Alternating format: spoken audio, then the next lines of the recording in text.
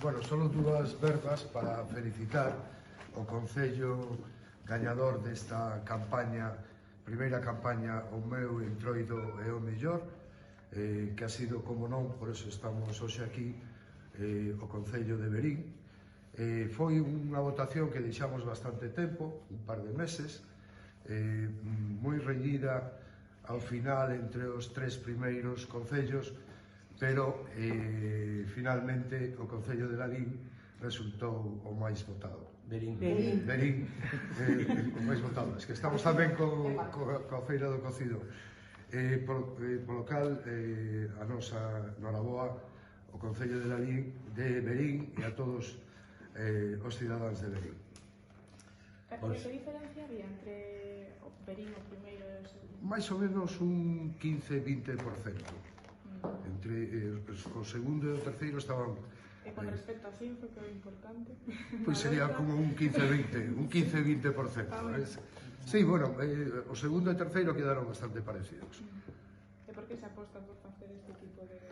Bueno, pensamos que para nós esta era unha actividade moi importante, o impacto que ten en Galicia, é un tipo de actividade que non habíamos feito anteriormente, e tomamos a decisión este ano, e bueno, esperemos continuar. Antonio Cortés, son director de RSC de Galicia. Poderán participar os concellos que xa participaron e que xa obtiveron premio na primeira convocatoria ou non? En principio, bueno, temos eso por definir. Vamos a ver como o definimos finalmente cando fagamos a convocatoria. Tamén vai a ser por o mesmo método, non? Porque por a página web en Verín había moita desilusión o último día porque pensábamos que estaba gañando Foz. Sí, probablemente sexa desa maneira, que é a forma de permitir que podan participar dunha forma organizada todos aqueles que queran votar. Cantos votos habían emitido en total? Calculo en total sobre 10-15 mil votos. Por nada, nos agradecerlle o premio. Evidentemente non sabíamos que éramos os millores, non facía falta o concurso. Non facía falta. O que para ano que ven pode traernos o cheque directamente, que non hai ningún problema. Aceptámoslo, pois comunicámoslo aos demais. Gracias por a repercusión que isto tuvo a nivel de Galicia. Xa saben, ustedes están implantados aquí, estamos para colaborar con ustedes no que necesiten. Muchísimas gracias outra vez. En que se van a invertir os 30.000 euros do premio? Non se invirten, isto gástase directamente. En que? En que se va a gastar? Vamos dentro do presupuesto que ten o Carnaval, que, ainda que non é pequeno, supera os 120.000 euros, pois este ano sumará 30.000 euros máis solo en actividades para o propio Carnaval. É dicir, non vamos a facer outra cousa que non sea Carnaval. E se tú te dedicas a presupuestar un Carnaval por todo alto, non hai diñeiro que cheque. Pero bueno, pues aquí temos unha xudiña máis, entonces habrán máis cousas, máis programas, máis música, máis festa.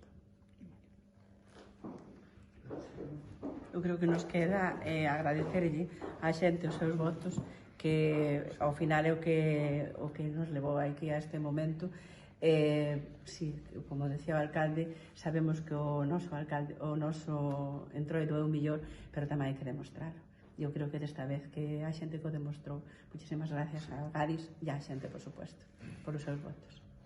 Bueno, lóxicamente sumome as palabras dos meus compañeiros, tanto do alcalde como da concelleira de Cultura. Creo que efectivamente xa sabíamos que o noso Entroido era o mellor, pero agora, bueno, pues tamén o sabe o resto do mundo que pudo seguir este concurso. Eu que sí que quería deixar moi claro é que estes 30.000 euros, pues lóxicamente pertenecen aos verinenses e ás verinensas, e que, como non podía ser de outro xeito, se vai a reinvertir na propia festa do Entroido, que ten un custe importante, mas tamén entendemos que ten un retorno moi importante tamén para a vila, e agradecer sobre todo pues ese enorme equipo humano de persoas de Verín que estiveron votando, ademais desde diferentes puntos, bueno, pues con moitísima organización e con moito traballo. Lóxicamente tamén felicitar ao resto dos entroidos que quedaron nesa pole position, pero bueno, o Entroido de Verín neste caso mereceu eses 30.000 euros pues, por todos eses votos emitidos.